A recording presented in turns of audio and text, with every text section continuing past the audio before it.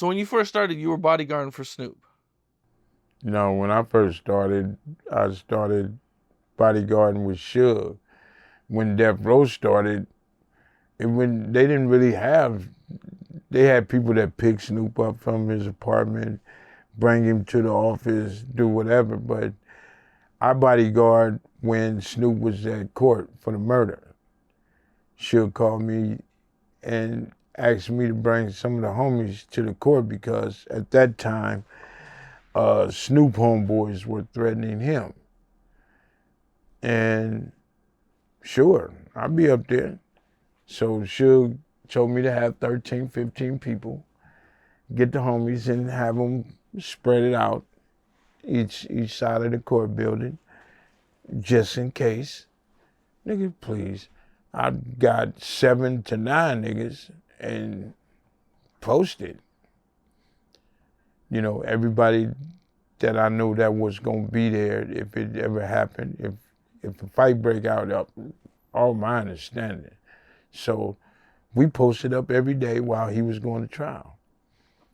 There for him when he got off the elevator, there for him when he came through the door in the morning to go to the elevator. Didn't have to sit up there while he went through court. Come up, come down, him and his pops and them, take him to the car. They go, we go. And this was protection from his own homies. Yeah, his homeboys was, well, a lot of people was trying to get money out of Snoop at the time. And from what Suge Knight said is, got to go up there and watch the homie because his people was asking for monies from him and said that they was going to get him if he didn't give him money. It was on and cracking. So Suge had us up there. To make sure he wasn't getting extorted. To make sure nobody did nothing to him. Yeah. So that was my job.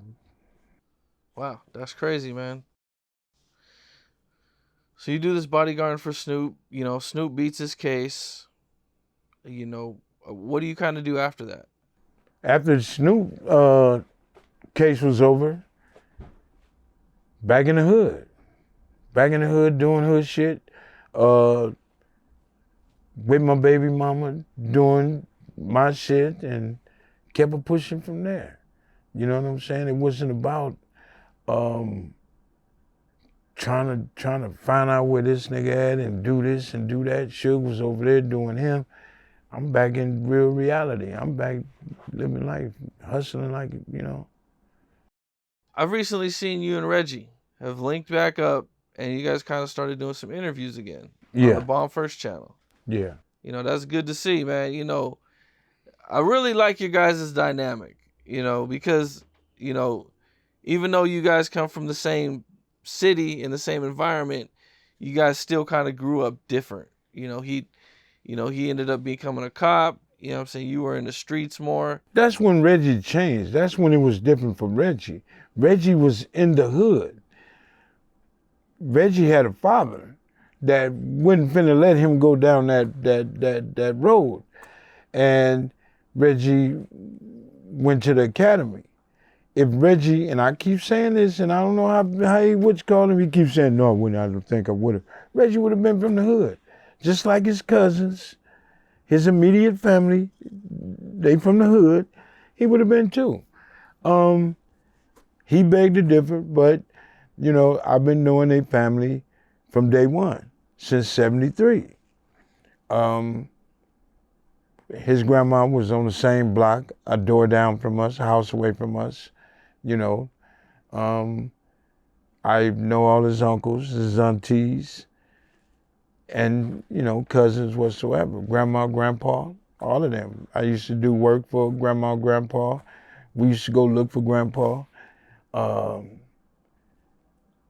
Me and Reggie got over a 50-year history. It's different from everybody in the streets, you know, not just a relationship with him, his dad, but his family. So